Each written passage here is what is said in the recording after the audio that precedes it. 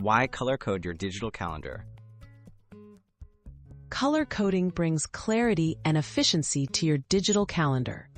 Assigning specific colors to different types of events helps you recognize priorities and avoid scheduling conflicts at a glance.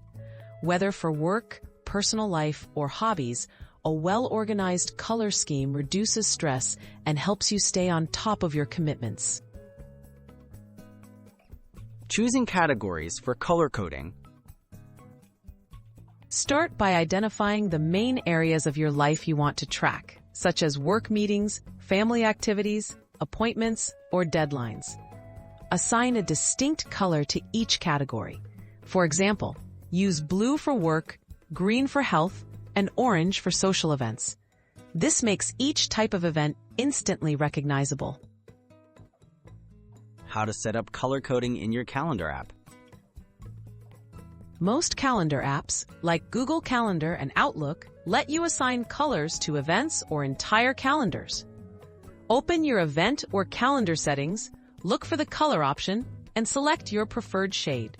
Consistently use the same color codes across all devices for best results. Maximizing the benefits of color coding.